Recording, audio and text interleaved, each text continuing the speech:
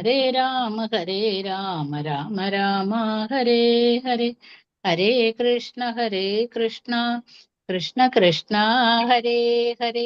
ഹരേ രാമ രാമ രാമ ഹരേ ഹരേ. ഹരേ കൃഷ്ണ കൃഷ്ണ കൃഷ്ണ ഹരേ ഹരേ. ഹരേ രാമ രാമ രാമ ഹരേ ഹരേ. ഹരേ കൃഷ്ണ കൃഷ്ണ കൃഷ്ണ ഹരേ ഹരേ. ഹരേ രാമ രാമ രാമ ഹരേ ഹരേ. ഹരേ കൃഷ്ണ കൃഷ്ണ കൃഷ്ണ ഹരേ ഹരേ. ഹരേ രാമ രാമ രാമ ഹരേ ഹരേ. ഹരേ കൃഷ്ണ കൃഷ്ണ കൃഷ്ണ ഹരേ ഹരേ. ഹരേ നമോ രാമ ഭഗവതേ വാസുദേവായ. ഓം നമോ ഭഗവതേ വാസുദേവായ. ഓം നമോ ഭഗവതേ വാസുദേവായ. ഓം അജ്ഞാനതിമിരാന്ധസ്യ ജ്ഞാനാഞ്ജനശലാകയാ ചക്ഷുരുന്മീലിതം യേന തസ്മൈ ശ്രീഗുരുവേ നമഃ. ശ്രീചൈതന്യമനോഭീഷ്ടം സ്ഥാപിതം യേന ഭൂതലേ സ്വയം രൂപകഥാ മഹ്യം ദദാതി സ്വപദാന്തികം. വന്ദേഹം ശ്രീഗുരൂൻ ശ്രീയുതപദകമലം ശ്രീഗുരൂൻ വൈഷ്ണവാംശ ശ്രീരൂപം സാഗ്രജാതം സഹഗണ രഘുനാഥാന്യതം തം സജീവം സാദ്വൈതം സാവധൂതം പരിജനസഹിതം കൃഷ്ണ ചൈതന്യദേവം ശ്രീരാധാകൃഷ്ണപാദാൻ സഹഗണ ലളിത ശ്രീവിശാഖാന്യതാംശ. ഹേ കൃഷ്ണ കരുണാ സിന്ധോ ദീനബന്ധോ ജഗത്പദേ ഗോപേശ ഗോപികാന്ത രാധാകാന്ത നമോസ്തുതേ. തപ്തകാഞ്ചന ഗൗരാംഗീ രാധേ വൃന്ദാവനേശ്വരി വൃഷഭാനുസുതേ ദേവി പ്രണമാമി ഹരിപ്രിയേ. വാഞ്ചാകൽപതരുഭ്യശ്ച കൃപാ സിന്ധുഭ്യോ ഏവ ച പതിതാനാം പാവനേഭ്യോ വൈഷ്ണവേഭ്യോ നമോ നമഃ. നമോ ഓം വിഷ്ണുപാദായ കൃഷ്ണപ്രഷ്ഠായ ഭൂതലേ ശ്രീമതേ ജയപതാക സ്വാമിനിധി നാമിനേ. നമാചാര്യപാദായ കൃപാപ്രദായിനെ ഗൗരഗദാമതായ നഗരഗ്രാമതാരിണേ. നമോ ഓം വിഷ്ണുപാദായ കൃഷ്ണപൃഷ്ഠായ ഭൂതലേ ശ്രീമതേ ഭക്തിവേദാന്ത സ്വാമിനിധി നാമിനേ. നമസ്തേ സാരസ്വതേ ദേവേ ഗൗരവാണി പ്രചാരിണേ നിർവിശേഷ ശൂന്യവാദി പാശ്ചാത്യ ദേശധാരിണേ. ജയ ശ്രീകൃഷ്ണ ചൈതന്യ പ്രഭു നിത്യാനന്ദ ശ്രീ അദ്വൈത ഗദാധര ശ്രീവാസാദി ഗൗരഭക്തവൃന്ദ. ഹരേ കൃഷ്ണ കൃഷ്ണ കൃഷ്ണ ഹരേ ഹരേ. ഹരേ രാമ രാമ രാമ ഹരേ ഹരേ. ഹരേ കൃഷ്ണ കൃഷ്ണ കൃഷ്ണ ഹരേ ഹരേ. ഹരേ രാമ രാമ രാമ ഹരേ ഹരേ. ഹരേ കൃഷ്ണ കൃഷ്ണ കൃഷ്ണ ഹരേ ഹരേ. ഹരേ രാമ രാമ ഹരേ ഹരേ. ഹരേ കൃഷ്ണ. ജയ ജയ ഭാഗവത ദേവാ ജയ ജയ ഭാഗവത. ജയ ജയ രാധാ കൃഷ്ണ സ്വരൂപ ജയ ജയ ഭാഗവത ദേവാ ജയ ജയ ഭാഗവത. നിഗമകൽപതരോർഗളിതം ഫലം ശുഗമുഖാദമൃതദ്രവ സംയുതം പിബത ഭാഗവതം രസം അലയം മുഹുരഹോ രസികാ ഭുവി ഭാവുകാ. നാരായണം നമസ്കൃത്യം നരം ചൈവ നരോത്തമം ദേവീം സരസ്വതീം വ്യാസം തതോ ജയമുദീരയേത്. നഷ്ടപ്രായേഷു ഭദ്രേഷു നിത്യം ഭാഗവത സേവയാ ഭഗവതി ഉത്തമ ശ്ലോകേ ഭക്തിർഭവതി നഷ്ടയേ. മൂകം കരോതി വാചാലം പങ്കും ലംഘയതേ ഗിരിം യത്കൃപാതമഹം വന്ദേ പരമാനന്ദമാധവം ശ്രീഗുരും ദീനതാരിണം. മദേകബന്ധോ മത്സംഗ്യൻ മദ്ഗുരോ മന്മഹാധന മന്നിഷ്ടാരക മദ്ഭാഗ്യ മദാനന്ദ നമോസ്തുതേ. ग्रंथराज श्रीमद् भागवतम की जय, श्रील प्रभुपाद की जय, गुरु महाराज की जय. निताय गौर प्रेमानंदे. हरि हरि बोल. हरे कृष्णा.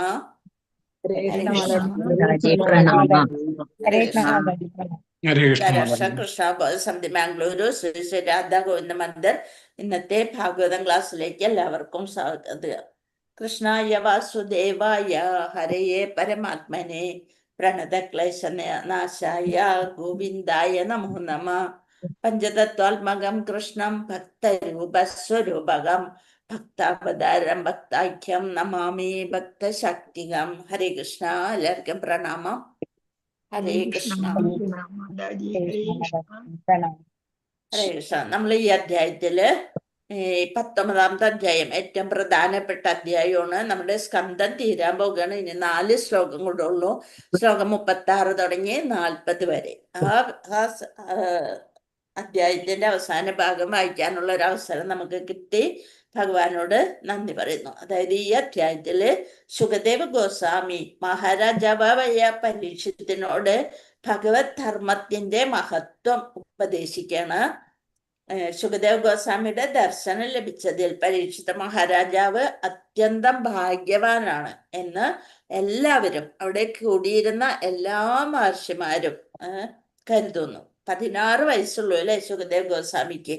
അദ്ദേഹം എങ്ങനെയാണ്? വളരെ സൗന്ദര്യവാൻ, എല്ലാം തികഞ്ഞ് ഭഗവാന് തുല്യം ഉള്ള സൗന്ദര്യം എന്നാണ് പറയുന്നത്. ഭഗവാനോടൊപ്പമുള്ള സൗന്ദര്യം. അങ്ങനെയുള്ള അദ്ദേഹം എന്താണ്, യാതൊരു ആഡംബരവുമില്ലാതെ, ലോകാസക്തി ഇല്ലാതെ സഞ്ചരിച്ചു. അദ്ദേഹം എന്തായിരുന്ന വസ്ത്രം? ദിഗംബരൻ, അമ്പരം വസ്ത്രമായിട്ടുള്ളത്. ചില സാധാരണ കുട്ടികളും സ്ത്രീകളും അദ്ദേഹത്തിന്റെ പിന്നാലെ കൗതുകത്തോടെ നടന്നു എന്നാണ് പറയുന്നത്. എന്നാൽ അവിടെ കൂടിയിരുന്ന മഹർഷികളെമാരും അവരെല്ലാവരും ഇദ്ദേഹത്തെ പ്രണമിക്കുന്നത് കണ്ടപ്പോഴാണ് അവര് അവിടെ നിന്ന് പിൻവാങ്ങിയത്. അപ്പൊ അദ്ദേഹത്തിന്റെ ആത്മീയ മഹത്വം അവിടെ കൂടിയിരുന്ന എല്ലാ ഋഷിമാരും തിരിച്ചറിഞ്ഞു. അപ്പൊ പരീക്ഷിത മഹാരാജാവും അദ്ദേഹത്തെ എന്ത് ചെയ്തു? സാഷ്ടാംഗം പ്രണമിച്ച് ഉന്നതമായ ഒരു ആസനത്തിൽ ഇരുത്തി. ഇനി പരീക്ഷത്തിന്റെ ചോദ്യങ്ങൾക്ക് യഥാർത്ഥ ഉത്തരം പറയാനായിട്ട് ഏറ്റവും യോഗ്യനായ ആചാര്യൻ എത്തിയിരിക്കുന്നു അല്ലെ. അപ്പൊ എങ്ങനെയുള്ളതായിരിക്കണം? നമ്മുടെ ചോദ്യത്തിനനുസരിച്ചാണ്. ചോദ്യമാണ് പ്രസക്തി, ചോദ്യത്തിനാണ് പ്രസക്തി. നമ്മൾ എങ്ങനെയാണോ ചോദിക്കുന്നത്, അതായത് ഭാഗവതവും ഇതിഹാസങ്ങളായാലും അതെല്ലാം ഒരു സംവാദ രൂപത്തിലാണ് വ്യാസമഹർഷി എഴുതിയിരിക്കുന്നത്. നമ്മൾ ചോദിക്കുന്നതിനനുസരിച്ചാണ് ഗുരുവിൽ നിന്ന് നമ്മൾക്ക് ഉത്തരം ലഭിക്കുക. അപ്പൊ ആത്മസാക്ഷാത്കാരം ലഭിച്ച ശുദ്ധ ഭക്തനാണ് ശുകദേവ് ഗോസ്വാമി. അത് അതീന്ദ്രിയ അറിവ് നൽകാൻ കഴിവുള്ള ആളാണ് അദ്ദേഹം.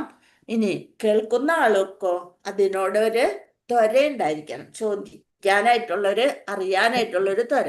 ഇവിടെ പരീക്ഷിത മഹാരാജാവ് വിനയത്തോടെയാണ് ചോദിക്കണത്. അങ്ങയുടെ ദർശനം എനിക്ക് ലഭിച്ചു, ഏറ്റവും വലിയ ഭാഗ്യം. ഇനി എനിക്ക് വളരെ കുറച്ച് സമയം മാത്രം ബാക്കിയുള്ളൂ. അപ്പൊ മരണസമയത്ത് അല്ലെങ്കിൽ ഈ ജീവിതം ലഭിച്ച ആൾക്ക് എന്താണ് അയാളുടെ ലക്ഷ്യം, അല്ലെങ്കിൽ മരണസമയത്ത് ഒരു മനുഷ്യൻ എന്ത് ചെയ്യണം, എന്ത് കേൾക്കണം, ആരെ സ്മരിക്കണം, ആരെ ഭജിക്കണം, ഇതൊക്കെയാണ് അല്ലെങ്കിൽ എന്താണ് ജീവിതത്തിലെ പരമധർമ്മം. ഇതാണ് ശുകദേവ് ഗോസ്വാമി മറ്റ് ഋഷിമാരോട് ചോദിച്ചത്. പക്ഷെ അവര് ആരും അതിന് ഉത്തരം അപ്പോൾ നൽകിയില്ല. ആ സമയത്താണ് അവർക്കറിയാം, അവരാരെ പ്രതീക്ഷിച്ചുകൊണ്ടിരിക്കുകയായിരുന്നു? ശുകദേവ് ഗോസ്വാമി എത്തും എന്നുള്ളത് പ്രതീക്ഷിച്ചിരിക്കുകയായിരുന്നു. അപ്പൊ ആ സമയത്താണ് ശരിയായ ഗുരു അവിടെ എത്തിച്ചേർന്നത്. അതൊക്കെയാണ് നമ്മൾ കണ്ടത്. ഇനി ശ്ലോകം 36 ശ്രദ്ധിക്കാം. അന്യഥാ തേ അവ്യക്തഗതിർദർശനം ന കഥം നൃണാം നിതരാം മ്രിയമാണാനാം സംസിദ്ധ്യസ്യ വനീയസഃ. അന്യഥാ തേ അവ്യക്തഗതിർദർശനം ന കഥം നൃണാം നിതരാം മ്രിയമാണാനാം സംസിദ്ധ്യസ്യ വനീയസഃ. അന്യഥാ അല്ലാത്ത പക്ഷം തേ അവ്യക്തഗതേ അദൃശ്യമായി ചലിക്കുന്നവൻ ദർശനം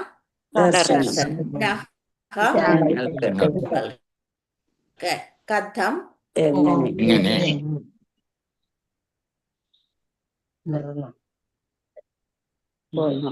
നിതരാം ജനങ്ങളുടെ നിതരാം പ്രത്യേകിച്ചും മ്രിയമാണാനാം മരണാസന്നരായവരുടെ സംസിദ്ധ്യസ്യ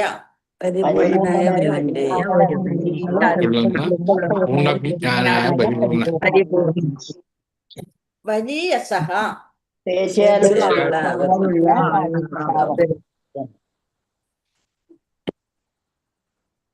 ഹരേ കൃഷ്ണ. വിവർത്തനം ഭാവാർത്ഥം ശിലപ്രഭുപാദ്. ജയ് ശിലപ്രഭുപാദ്. മരണവക്കിൽ എത്തി നിൽക്കുന്ന നമുക്കും സാധാരണ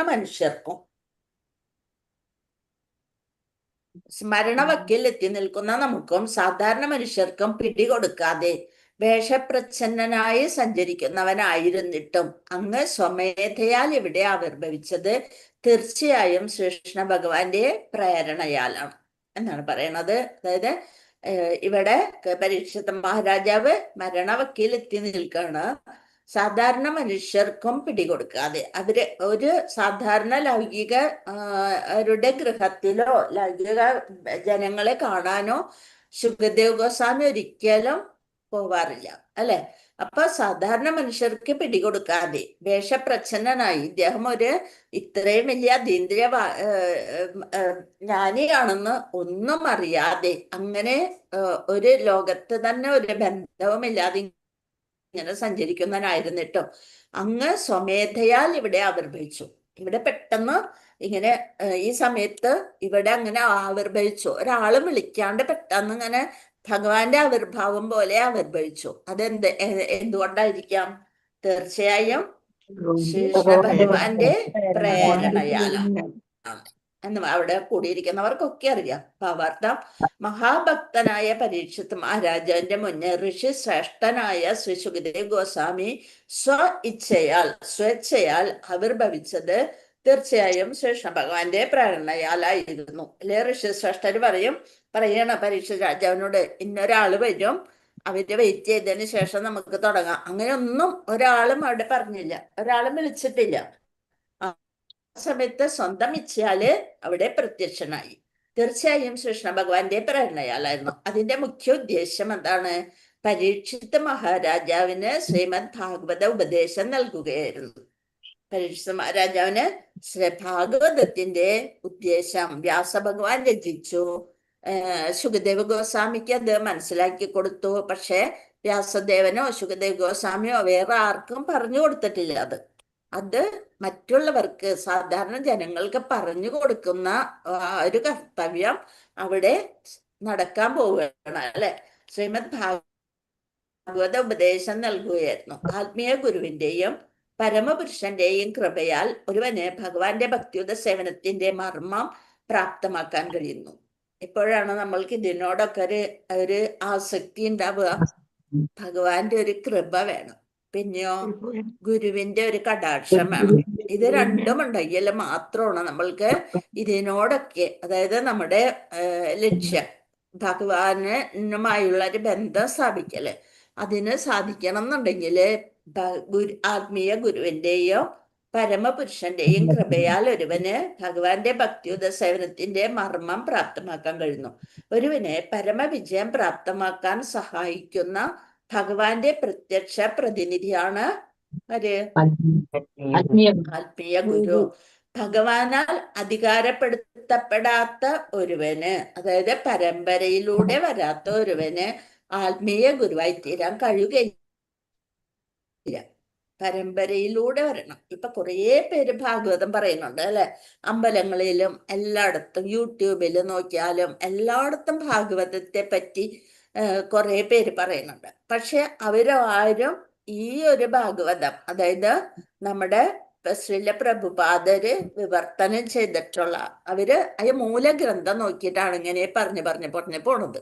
ഒരേ കഥയ്ക്ക് അനുസരിച്ച് അവർക്ക് ഇഷ്ടമുള്ള അവരുടെ ഊഹാപോഹങ്ങളൊക്കെ ചേർത്ത് അവര് പറയുന്നു. പക്ഷേ ശരിക്കും എന്താണ് പരമ്പരയിലൂടെ വന്നത്? നമ്മുടെ കയ്യിലുള്ളത് ശരിക്കും ഭഗവാൻ ബ്രഹ്മാവിന്റെ ഹൃദയത്തിലേക്ക് ആ ചതുശ്ലോകി ഭാഗവതം പകർന്നു കൊടുത്തു. തേനെ ബ്രഹ്മഹൃദായ ആദി കഹവയെ മുഖ്യന്തി യസൂരയ, അത് പകർന്നു കൊടുത്തു. ബ്രഹ്മാവ് അതാർക്ക് കൊടുത്തു? നാരദന് പറഞ്ഞു കൊടുത്തു. നാരദൻ അങ്ങനെ ഋഷിമാർക്ക് അങ്ങനെ എവിടെ എത്തി? പരമ്പരയിലൂടെ ശ്രീല പ്രഭുപാദരിലേക്ക് എത്തി. ശ്രീല പ്രഭുപാദര് അത് സംസ്കൃതമാണ്. അപ്പൊ സാധാരണ ജനങ്ങൾക്ക് എങ്ങനെ അദ്ദേഹം 60-ാമത്തെ വയസ്സില് ഇതെല്ലാം ഇരുന്ന്, അന്ന് ഇത്ര വലിയ സൗകര്യങ്ങളോ ഇന്റർനെറ്റോ ഒന്നുമില്ല, അദ്ദേഹത്തിന് ഒരു ടൈപ്പിംഗ് മെഷീനും പ്രിന്റിംഗ് മെഷീനുമായിട്ട് ഒരു ഭാഗവതം സെറ്റ് ചെയ്തതും കൊണ്ടാണ് അദ്ദേഹം അമേരിക്കയിലേക്ക് കപ്പൽ കയറിയത്. അവിടെ ചെന്ന് അപ്പൊ എന്താണ് അദ്ദേഹം എന്താ പറഞ്ഞത്? ഞാനല്ല അമേരിക്കയിലേക്ക് പോയത്, ഭാഗവതം എന്നെ കൊണ്ടുപോയി എന്നാണ് പറഞ്ഞത്. അങ്ങനെ അവിടെ ചെന്ന് ഇതെല്ലാം പ്രിന്റ് ചെയ്തു. ഇംഗ്ലീഷിലായിരുന്നു. പിന്നെ അത് കഴിഞ്ഞ് അത് ശിഷ്യന്മാര് മലയാളത്തിലേക്ക് വിവർത്തനം ചെയ്തു. അപ്പൊ ഒന്ന് ആലോചിച്ച് നോക്കിയേ, ഈ സംസ്കൃതം മൂലം നമ്മൾ വായിക്കാൻ ചടപടാന്ന് ഇങ്ങനെ വായിക്കാൻ പഠിച്ചതുകൊണ്ട് ഒന്നും അറിയില്ല. നമ്മിങ്ങനെ വായിച്ച് പോകാന്ന് മാത്രമേ ഉള്ളൂ. ഇതിലുള്ള കാര്യങ്ങൾ അറിയണം എന്നുണ്ടെങ്കിൽ എന്ത് വേണം? അതിന്റെ വ്യാഖ്യാന സഹിതം ഇത് മനസ്സിലാക്കിയാലാണ് നമ്മൾക്ക് ഇത് മനസ്സിലാവാൻ സാധിക്കുക. അങ്ങനെ നമ്മൾക്ക് ഇത് മനസ്സിലാക്കാനുള്ള ഒരു കാരുണ്യം എവിടെ നിന്ന് കിട്ടി? ഭഗവാന്റെ കാരുണ്യുണ്ട്, പിന്നെ അല്ലെ? എപ്പോഴും നമ്മൾ അതുകൊണ്ടാണ് ക്ലാസ് ഒക്കെ തുടങ്ങുന്നതിന് മുമ്പ് നമ്മ മംഗളാചരണം അത് ഞാൻ മാത്രം പാടിയാ പോരാ, നിങ്ങളെല്ലാവരും അത് ആ മനസ്സറിഞ്ഞുകൊണ്ട് ഭഗവാനോട് അത് തേടണം. ഓരോ വരി പറഞ്ഞു തരാൻ അപ്പൊ സമയം പോകുമല്ലോ, നമുക്ക് ആകെ ഇത്രയല്ലേ ഉള്ളൂ. അതുകൊണ്ടാണ് ഞാൻ മാത്രം പാടുന്നത്. നമ്മൾക്ക് എല്ലാവർക്കും വേണ്ടിയിട്ട് നമ്മൾ ആ മംഗളാചരണം, അതായത് നമ്മളുടെ അജ്ഞാനം മാറ്റിയിട്ട് എന്ത് വേണം? ജ്ഞാനാഞ്ജന ലഭിക്കണം. അതിന് വേണ്ടിയിട്ട് ഗുരുവിനെയാണ് ഏറ്റവും ആദ്യം നമ്മൾ നമിക്കേണ്ടത്, അല്ലെ? അപ്പൊ അതുകൊണ്ട് ആ ഗുരുവിന്റെ പാദം നമിച്ചു. അത് കഴിഞ്ഞിട്ട് വൈഷ്ണവരുടെ പാദം നമിക്കണം. അങ്ങനെ ഓരോന്നും ഇപ്പൊ ഇത്രയും ദിവസം ഓരോ ക്ലാസ്സുകളിലും നമ്മൾ കേൾക്കുന്നുണ്ട് മംഗളാചരണം. അതല്ലാതെ നമ്മളപ്പ കുറെ നമ്മൾക്ക് ഹൃദയസ്ഥായി കഴിഞ്ഞു, അല്ലെ? അപ്പൊ അത് നമ്മൾ ചെയ്യണം, മനസ്സുകൊണ്ട് പാടിക്കൊണ്ടേയിരിക്കണം. അത് കഴിഞ്ഞിട്ട് വേണം ഭഗവാന്റെ കാരുണ്യത്തിന് വേണ്ടിയിട്ട്. അതേപോലെ ഭഗവാനും ഭാഗവതവും ഒന്ന് തന്നെയാണ്. ആ ഭാഗവതത്തിനെ കീർത്തിക്കുകയാണ് ചെയ്യണത്. അതെങ്ങനെയുള്ളതാണ്? നിഗമ കൽപ്പതരോർഗളിതം ഫലം സുഖമുഖാദ അമൃതദ്രവ സംയുതം. ആ സുഖദേവ ഗോസ്വാമിയാണ് ഇവിടെ എത്തിയിരിക്കുന്നത്. സുഖദേവ ഗോസ്വാമിയുടെ അധരത്തിലൂടെ വന്നതുകൊണ്ട് അത് അത്രയും പരിപക്വ ഫലമാണ്. അത് നമ്മൾ എങ്ങനെ കുടിക്കണം? പിബത ഭാഗവതം രസം ആലയം മുഹുരഹോ രസികാപൂർവം. അത് നമ്മളിങ്ങനെ കുടിച്ചുകൊണ്ട് അതിനെ മനസ്സിലാക്കണം. അതാണ് നമ്മളിപ്പോ അമൃത രൂപത്തിലാക്കി തന്നതാരാണ്? ശ്രീല പ്രഭുപാദര്. അപ്പൊ അത് മനസ്സിലാക്കിക്കൊണ്ട് അത് കഴിഞ്ഞിട്ട് നമ്മ നാരായണനെ ഭഗവാനെ എല്ലാരെയും എന്നും ഇത് കേൾക്കാനുള്ള അവസരം തരണേ എന്നൊക്കെ പ്രാർത്ഥിച്ചുകൊണ്ടാണ്. അല്ലാണ്ട് മാതാജി അതൊന്ന് പാടിത്തീർക്കട്ടെ അപ്പോഴത്തേനും ഞാൻ എന്തെങ്കിലുമൊക്കെ ചെയ്യാം, അങ്ങനെയല്ല. നമ്മള് അത് തുടങ്ങിക്കഴിഞ്ഞാൽ നിങ്ങൾ ശ്ലോകം വായിച്ചുകൊണ്ടിരിക്കുന്നതിന്റെ ഇടയിലാണ്, അല്ലെ? അതിന്റെ ഇടയിലാണ് വരുന്നത്. അപ്പൊ നിങ്ങൾ ആ ഒരു ഫ്ലോയിൽ തന്നെ ഈ മംഗളാചരണം പാടി മനസ്സിലാക്കണം ഓരോ ശ്ലോകങ്ങളും. ഇത് നമുക്ക് ശ്ലോകങ്ങൾ തന്നെയാണ്, പക്ഷെ പാടി അത് കാണാതെയാവുകയാണ്, അല്ലെ? എല്ലാ ദിവസവും പാടുമ്പോൾ അത് കാണാതായി വരികയാണ്. അപ്പൊ കാണാതെ നമുക്ക് പറയാനായിട്ട് നമ്മുടെ മനസ്സിൽ എപ്പോഴും ഉണ്ടാവും. അപ്പൊ അതുകൊണ്ട് പിന്നെന്താ പറയുന്ന, ഭാഗവതത്തിന് നമ്മള് ഏകബന്ധു ഭാഗവതമാണ്. പിന്നെ എൻ്റെ കൂട്ടുകാരനാണ് ഭാഗവതം. പിന്നെയോ എൻ്റെ ഗുരുവാണ്. ഏകബന്ധോ മത്സംഖ്യൻ മദ്ഗുരോ മന്മഹാധന. എൻ്റെ എല്ലാ ഐശ്വര്യത്തിനും കാരണം എൻ്റെ ധനമാണ്. പിന്നെന്താണ്? മദാനന്ദ നമോസ്തുതേ, എൻ്റെ ആനന്ദമാണ്, അതിനെ ഞാൻ നമിക്കുന്നു എന്നാണ് നമ്മള് അവസാനം പറഞ്ഞിട്ടാണ് ഗ്രന്ഥരാജ ശ്രീമദ് ഭാഗവതം ഗീത പറയണത്. അപ്പൊ അതൊക്കെ ഒന്ന് മനസ്സിലാക്കിക്കൊണ്ട് ശ്രദ്ധിക്കുക. ഇവിടെ എന്താണ് പറയണേ? ആത്മീയ ഗുരുവായി തീരാൻ കഴിയില്ല. ശ്രീ സുഖദേവ ഗോസ്വാമിയെ അധികാരപ്പെടുത്തപ്പെട്ട ആധികാരികനായ ആത്മീയ ഗുരുവാണ്. ആകയാൽ അദ്ദേഹം കൃഷ്ണ ഭഗവാന്റെ പ്രേരണയാൽ പരീക്ഷിത് മഹാരാജാവിന്റെ മുന്നിൽ ആവിർഭവിച്ച് ശ്രീ ഭാഗവത ഉപദേശം കഥനം ചെയ്തു, പറഞ്ഞു. ഭഗവാൻ അദ്ദേഹത്തിന്റെ യഥാർത്ഥ പ്രതിനിധിയെ അയച്ച് ഭക്തനെ അനുഗ്രഹിക്കുന്ന പക്ഷം, ഭക്തനോട് പ്രത്യേക പ്രീതി പ്രകടിപ്പിക്കുന്ന പക്ഷം പരമപുരുഷനിലേക്ക് ഭഗവത് ധാമത്തിലേക്ക് മടങ്ങിപ്പോകുക എന്ന പരമവിജയം പ്രാപ്തമാക്കാൻ അവന് കഴിയുന്നു. ഒരു യഥാർത്ഥ ഭഗവത് പ്രതിനിധി അങ്ങനെ ഇരിക്കണം. ഒരു ശുദ്ധ ഭഗവത് ഭക്തനെ കണ്ടുമുട്ടി കഴിഞ്ഞ ഉടൻ വർത്തമാന ശരീരം ത്യജിക്കുന്നു.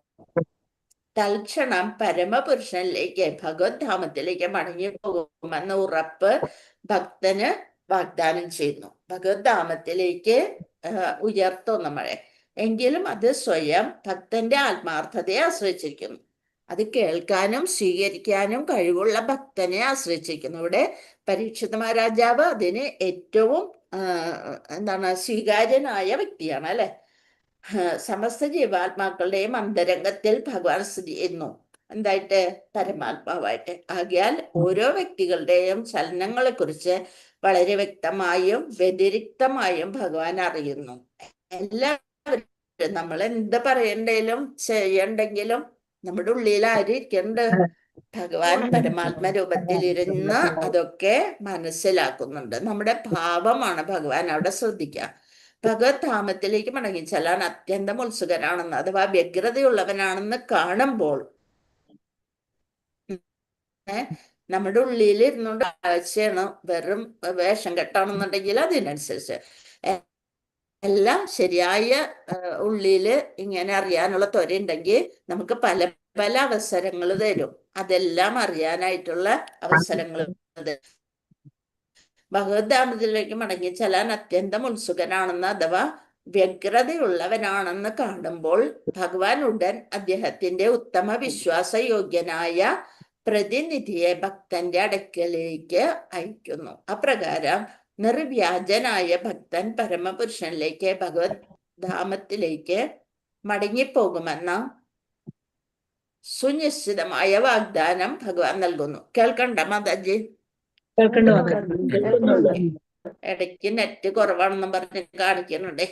നിർണയം എന്തെന്നാൽ ഉത്തമ വിശ്വാസയോഗ്യനായ ആത്മീയ ഗുരുവിന്റെ സഹായവും സഹകരണവും ലഭിക്കുക എന്നത് സ്വയം ഭഗവാനിൽ നിന്ന് നേരിട്ട് സഹായം സ്വീകരിക്കുന്നതിനെ അർത്ഥമാക്കുന്നു. ഇവിടെ സുഖദേവ് ഗോസ്വാമി വന്നത് ആ ഗുരുവിന്റെ പ്രാധാന്യമാണ് നമ്മൾ ഈ ശ്ലോകത്തിലൂടെ ശ്രീല പ്രഭുപാദര് വിവരിച്ചു തന്നത്. ഗുരുവിന്റെ പ്രാധാന്യം. ഗുരു ഇല്ലെന്നുണ്ടെങ്കിൽ നമ്മൾക്ക് എത്താൻ സാധിക്കില്ല. ശ്ലോകം 37. അദപൃച്ഛാമി സംസിദ്ധിം യോഗിനാം പരമം ഗുരും പുരുഷസ്യ ഹയത്കാര്യം മ്രിയമാണസ്യ സർവദാ. അദപൃച്ഛാമി സംസിദ്ധിം യോഗിനാം പരമം ഗുരും പുരുഷസ്യ ഹയത്കാര്യം മ്രിയമാണസ്യ സർവദാ. അദഹ പൃച്ഛാമി അപേക്ഷിക്ക. സംസിദ്ധിം പരിപൂർണത സാക്ഷാത്കാര മാർഗം. യോഗിനാം യോഗികളുടെ പരമം പരമമായ ഗുരു ഗുരു പുരുഷസ്യ ഒരു വ്യക്തിയുടെ ഇഹ യത് എന്തും കാര്യം കർത്തവ്യം മൃഗമാണ്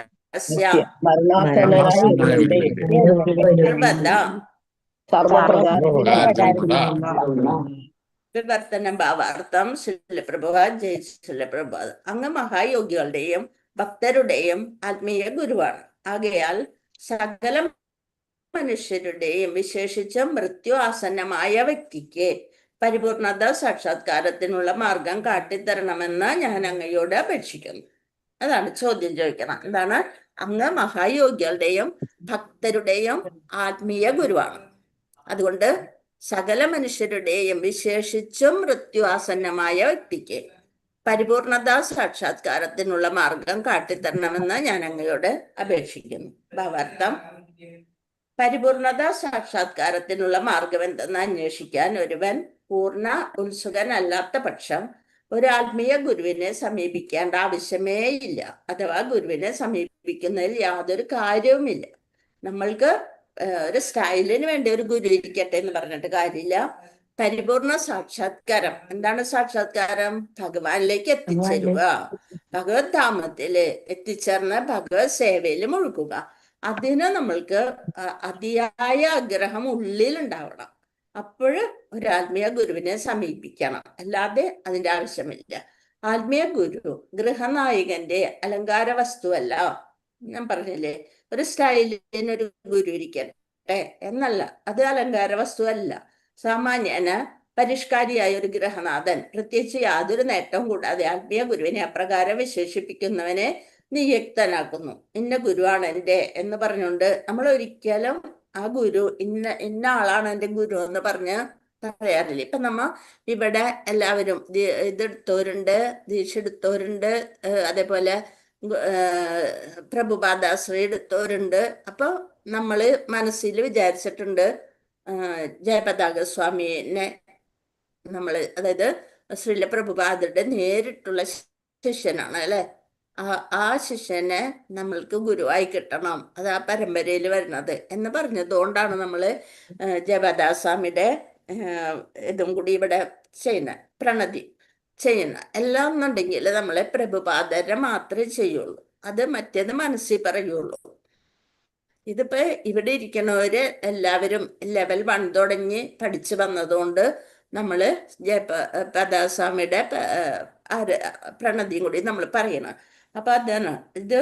ഒരു പരിഷ്കാരിയായ ഒരു ഗൃഹസ്ഥൻ പ്രത്യേകിച്ച് യാതൊരു നേട്ടവും കൂടാതെ ആത്മീയ ഗുരുവിനെ അപ്രകാരം വിശേഷിപ്പിക്കുന്നവനെ നിയുക്തനാക്കുന്നു. വ്യാജനായ ആത്മീയ ഗുരുവോ അത്തരം ശിഷ്യനെ സ്തുതി പാടുന്നു അഥവാ ശിഷ്യനെ പുകഴ്ത്തുന്നു. അതുമൂലം ഗുരുവും ശിഷ്യനും നിസ്സംശയം നരകത്തിലേക്ക് പോകും. അതെന്താണ്? അപരാധമാണ് അല്ലെ. എവിടേക്കാ പോവുക? മുപ്പര് രണ്ടുപേരും കൂടെ ഒരുമിച്ച് തന്നെ പോകും, പക്ഷെ നരകത്തിലേക്കായിരിക്കും പോവുക. വ്യാജനായ ആത്മീയ ഗുരു അത്തരം ശിഷ്യനെ സ്തുതി പാടുന്നു അഥവാ ശിഷ്യനെ പുകഴ്ത്തുന്നു. തന്മൂലം ഗുരുവും ശിഷ്യനും നിസ്സംശയം നരകത്തിലേക്ക് വന്നു. സർവ്വജനങ്ങളുടെയും ക്ഷേമ താല്പര്യാർത്ഥം മർമ്മപ്രധാനമായ ചോദ്യങ്ങൾ ആരായുകയാൽ വിശേഷിച്ചും മരണമാസന്നമായവരുടെ അഥവാ മരണപ്പെട്ടുകൊണ്ടിരിക്കുന്നവരുടെ അടിയന്തരമായ കർത്തവ്യത്തെ സംബന്ധിച്ച പ്രശ്നങ്ങൾ ഉന്നയിക്കുകയാൽ പരീക്ഷിത് മഹാരാജാവ് സർവദാ പ്രശംസാർഹനായ ഉത്തമ ശിഷ്യനാകുന്നു. പരീക്ഷിത് മഹാരാജാവ് ഉന്നയിച്ച ചോദ്യം ശ്രീമദ് ഭാഗവതത്തെ സംബന്ധിക്കുന്ന സമ്പൂർണ്ണ പ്രബന്ധത്തിന്റെ മൂല തത്വമാകുന്നു. എത്ര ബുദ്ധിപരമായിട്ടാണ് മഹാഗുരു ഇതിന് ഉത്തരമേകുന്നതെന്ന് നമുക്ക് ഇപ്പോൾ കാണാം. ശ്ലോകം 38. യത് ശ്രോതവ്യമധോജപ്യം യത് കർത്തവ്യം നൃഭി പ്രഭോ സ്മർത്തവ്യം ഭജനീയം വാ ബ്രൂഹി യദ്വാ വിപര്യയം. യത് എന്തൊക്കെ ശ്രോതവ്യം മൂല്യമുള്ള ശ്രവണമൂല്യമുള്ളത് അഥവാ യത് സംബന്ധിച്ച് ജപ്യം യത് കർവ്യം നൃഭിഹി പ്രഭോ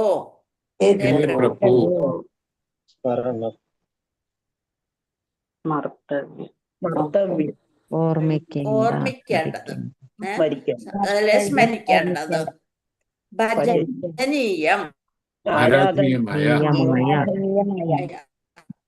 അല്ലെങ്കിൽ ബ്രൂഹി ദയവായി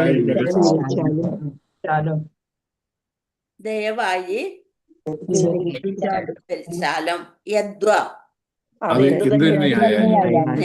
വിപര്യം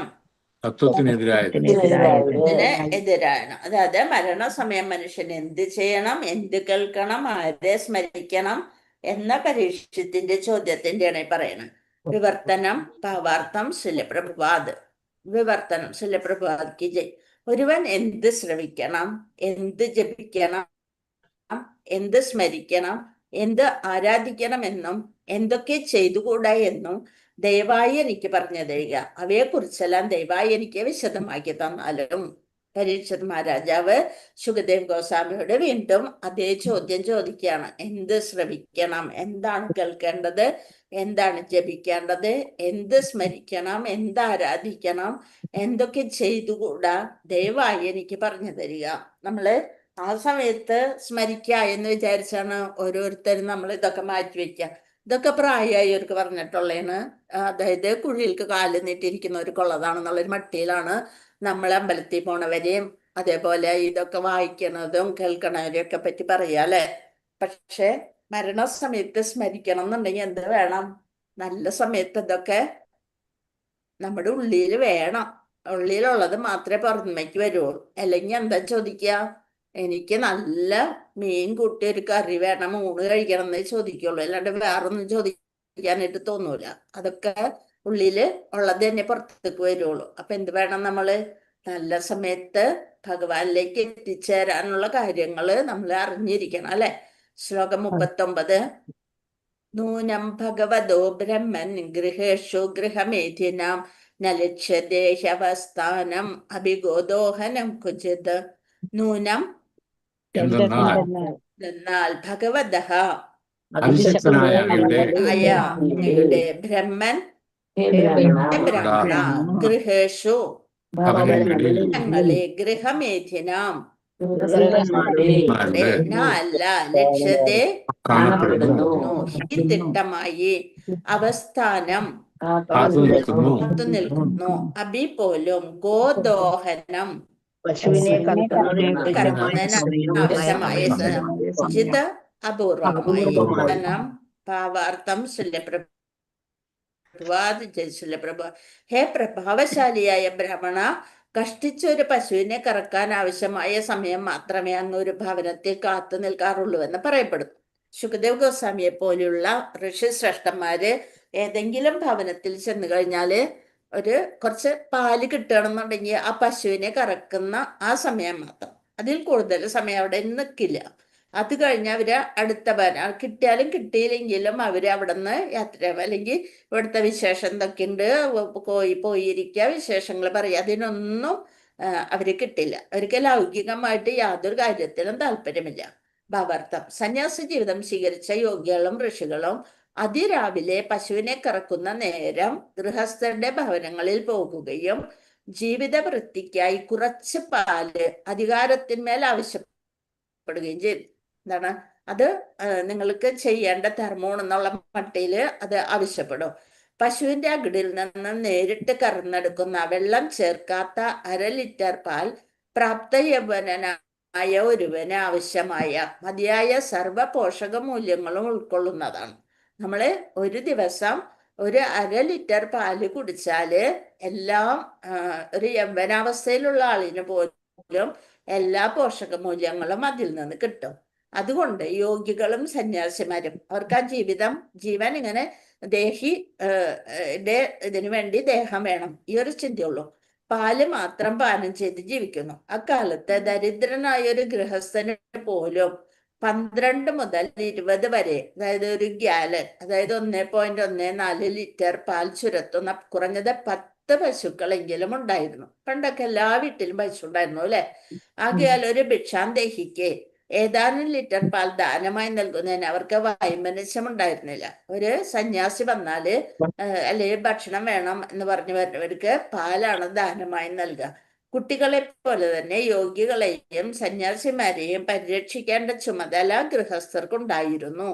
ആകയാൽ ശുകദേവ് ഗോസ്വാമിയെ പോലുള്ള ഒരു ഋഷിക്ക് ഒരു ഗൃഹസ്ഥന്റെ ഭവനത്തിൽ രാവിലെ 5 നിമിഷങ്ങൾക്ക് മേൽ നിൽക്കുന്നത് പ്രയാസമായിരുന്നു. 5 നിമിഷം അവര് നിൽക്കുള്ളൂ, അപ്പളത്തിനും പാല് കൊടുത്തിരിക്കും. അല്ലെങ്കിലോ അവരത് കാത്തു നിൽക്കില്ല. അന്യഥാ ഋഷിമാർ അപൂർവമായി മാത്രമേ ഗൃഹസ്ഥന്റെ ഭവനങ്ങളിൽ പ്രത്യക്ഷപ്പെടാറുള്ളൂ. ആകയാലാണ് ഒട്ടും സമയം പാഴാകാതെ ഉപദേശിക്കാൻ പരീക്ഷിച്ച മഹാരാജാവ് ശുകദേവ് ഗോസ്വാമിയോട് അപേക്ഷിച്ച് അദ്ദേഹം അതുപോലെ പെട്ടെന്ന് ഇവിടുന്ന് പോയെങ്കിലോ എന്ന് വിചാരിച്ച്. അങ്ങനെയാണ് അവരുടെ സ്വഭാവം. അപ്പൊ അതുകൊണ്ട് ഇത്രയും പ്രധാനപ്പെട്ട ഒരു ചോദ്യം പെട്ടെന്ന് ചോദിച്ചു. അപ്രകാരം ഭവനം സന്ദർശിക്കുന്ന സന്യാസിവര്യന്മാരോട് അല്പം അതീന്ദ്രിയ ജ്ഞാനം പകർന്നു നൽകാൻ അപേക്ഷിക്കത്തക്ക വിധം ബുദ്ധിമാന്മാരായിരിക്കണം ഗൃഹസ്ഥർ. അല്ലാതെ ചന്തയിൽ എന്തൊക്കെയുണ്ട് എന്ന് വിഡ്ഢിത്തമായി അന്വേഷിക്കരുത്. സന്യാസിയും ഗൃഹസ്ഥനും തമ്മിലുള്ള പരസ്പര ബന്ധം അവിധത്തിലായിരിക്കണം. ഹരേ കൃഷ്ണ. അപ്പൊ നമുക്ക് 40ാമത്തെ ശ്ലോകം കൂടി ചൊല്ലാം. 8 മണിയായി. എന്നാലും ഹരേ കൃഷ്ണ. തിരക്കില്ല എന്ന് വിചാരിക്കണം അല്ലെ. പരീക്ഷ ഉള്ളതുണ്ടോ? സുതവാച ഏവം അഭാഷിത പൃഷ്ട സരാജ്ഞ ശ്ലക്ഷണയാദ്ഗിര പ്രത്യഭാഷത ധർമ്മജ്ഞോ ഭഗവാൻ ബാദരായണി സുതവാച. ശ്രീ സുതഗോസ്വാമി പറഞ്ഞപ്പം അപ്രകാരം ആഭാഷിതം സംസാരിച്ച് പൃഷ്ട വേണ്ടി അന്വേഷിച്ചു സഹ അദ്ദേഹം രാജാവിനാൽ ശ്ലഷ്ണയ മധുരമായ ഗിര ഭാഷയിൽ വചനം പ്രത്യഭാഷത മറുപടി പറയാൻ ആരംഭിച്ചു. ധർമ്മജ്ഞ ധർമ്മജ്ഞൻ ഭഗവാൻ ബാദരായണി വ്യാസസുതൻ വിവർത്തനം. പ്രഭുപാദ് ജയ് പ്രഭുപാദ്. ശ്രീ സുത ഗോസ്വാമി പറഞ്ഞു, രാജാവ് അപ്രകാരം മധുരവചനങ്ങളാൽ അഭിസംബോധന ചെയ്യുകയും ഋഷിയോട് ആരായുകയും ചെയ്തു. അനന്തരം പ്രഭാവശാലിയും ഉത്കൃഷ്ട വ്യക്തിത്വവും ധർമ്മജ്ഞനുമായ ശ്രീ വ്യാസസുതൻ മറുപടി പറയാൻ ആരംഭിച്ചു. ശ്രീമദ് ഭാഗവതം പ്രഥമ സ്കന്ധം 19-ാം അധ്യായത്തിന്റെ ശുകാഗമനം എന്ന ഭക്തിവേദാന്ത വിശദീകരണം ഇപ്രകാരം സമാപിക്കുന്നു. ഹരേ കൃഷ്ണ ഹരേ കൃഷ്ണ ഹരേ കൃഷ്ണ കൃഷ്ണ കൃഷ്ണ ഹരേ ഹരേ രാമ രാമ രാമ രാമ ഹരേ ഹരേ. അടുത്ത സുഖദേവ ഗോസ്വാമി പറയണ മനുഷ്യ ജീവിതത്തിന്റെ പരമലക്ഷ്യം എന്തായിരിക്കണം? നമുക്ക് എങ്ങനെ ആലോചിക്കാം? എന്തായിരിക്കണം അത്? ഭഗവാനെ സ്മരിക്കണം, അല്ലെ? പിന്നെ നാമം രൂപം ഗുണം ലീല എന്നിവ ശ്രവിക്കണം, കീർത്തിക്കണം. മരണസമയത്ത് മാത്രമല്ല, പിന്നെന്ത് വേണം? ജീവിതകാലം മുഴുവൻ ഭഗവത് സ്മരണ. അപ്പൊ ഇതിന്ന് ഈ ഒരു അധ്യായത്തിൽ നിന്ന് എന്താണ് പ്രധാന സന്ദേശം? സത്സംഗം ജീവിതത്തിലെ ഏറ്റവും വലിയ സമ്പത്താണ്. എന്താണ്? സത്സംഗം ജീവിതത്തിലെ ഏറ്റവും വലിയ സമ്പത്താണ്. മരണത്തെ ഭയക്കാതെ ഭഗവാനെ ആശ്രയിക്കണം. ഭഗവാന്റെ കഥകൾ കേൾക്കണം, നാമജപം ചെയ്യണം, മനസ്സിനെ ശുദ്ധീകരിക്കണം. ആത്മാർത്ഥമായ ചോദ്യങ്ങൾ ആത്മീയ പുരോഗതിക്ക് വഴിയൊരുക്കുന്നു. ഇത്രയാണ് നമ്മൾക്ക് ഈ ഒരു അധ്യായം 19-ാമത്തെ അധ്യായത്തിൽ നിന്ന് മനസ്സിലാക്കാൻ സാധിക്കുന്നത്. ഹരേ കൃഷ്ണ. വാഞ്ചകൽപതരുഭ്യശ്ച കൃപാസിന്ധുഭ്യേവ പ്രതിദാനം പാവനേഭ്യോ വൈഷ്ണവേഭ്യോ നമോ നമ. അനന്തകോടി വൈഷ്ണവ ഭക്തവൃന്ദി की जय. श्री प्रभुपाद की जय. श्री गुरुदेव की जय. निताय गौर പ്രമാനന്ദേ. ഹരി ഹരി ബോൾ. ഹരേ കൃഷ്ണ. ഈ അധ്യായത്തില് സംശയമൊന്നുമില്ല എന്ന് വിചാരിക്കാം, അല്ലെ? ഇത് അധ്യായം നന്നായിട്ട് മനസ്സിലായിട്ടുണ്ട് എല്ലാവർക്കും. മനസ്സിലായി മാതാജി. ഹരേ കൃഷ്ണ. ഞങ്ങൾക്ക് ഇന്നലെ പറഞ്ഞു തരണം. എന്താ മാതാജി? പറഞ്ഞില്ലേ? പറഞ്ഞുതരാം കേട്ടോ, ഞാൻ പറഞ്ഞുതരാം. അല്ലെന്നുണ്ടെങ്കിൽ ഞാൻ വാസന മാതാജിക്ക് അയച്ചു കൊടുത്തോണ്ട് നിങ്ങൾക്ക് ഇത് അല്ലെങ്കിൽ അടുത്ത ആഴ്ചയിലും പറഞ്ഞുതരാം കേട്ടോ. ഹരേ കൃഷ്ണ. ശരി മാതാജി. ഹരേ കൃഷ്ണ. കൃഷ്ണ മാതാജി. പ്രണാമം മാതാജി. പ്രണാമം.